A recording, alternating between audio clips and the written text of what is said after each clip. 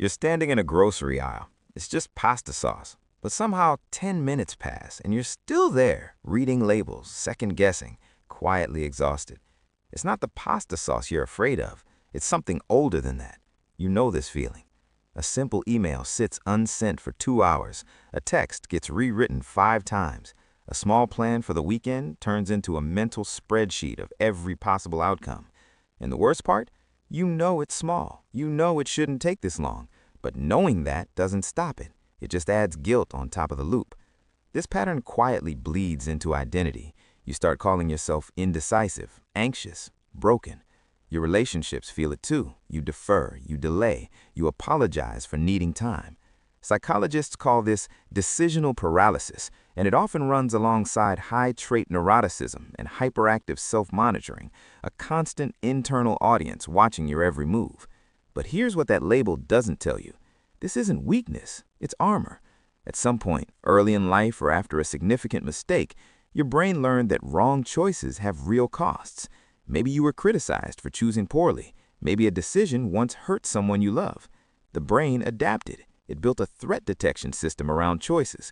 What looks like overthinking is actually your nervous system trying to protect you.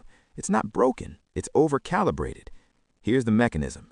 Your prefrontal cortex, the rational planner, is supposed to weigh options and decide. But when the amygdala flags uncertainty is danger, it floods that process with stress signals. The result? Your brain treats which route to take the same way it treats is that a threat in the dark.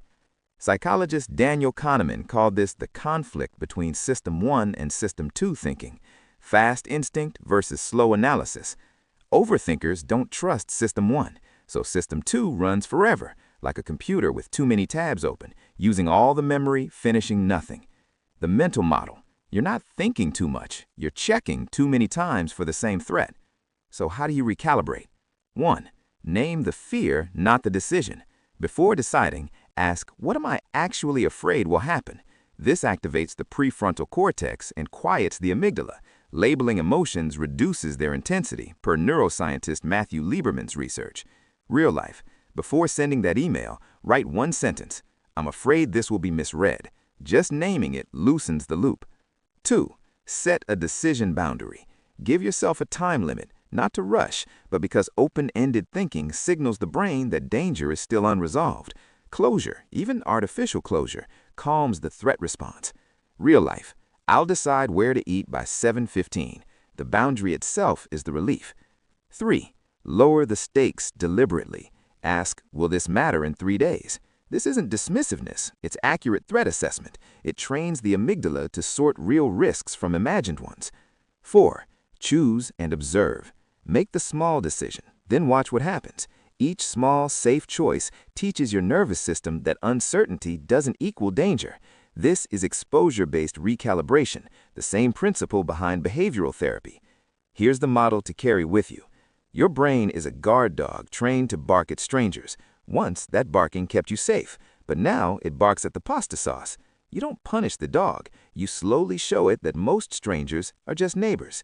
You are not someone who can't decide. You are someone who learned to be careful in a world that once wasn't. That's not a flaw to fix. It's a pattern to gently outgrow. One small choice at a time. You already know more than you think you do. Trust it, just once today.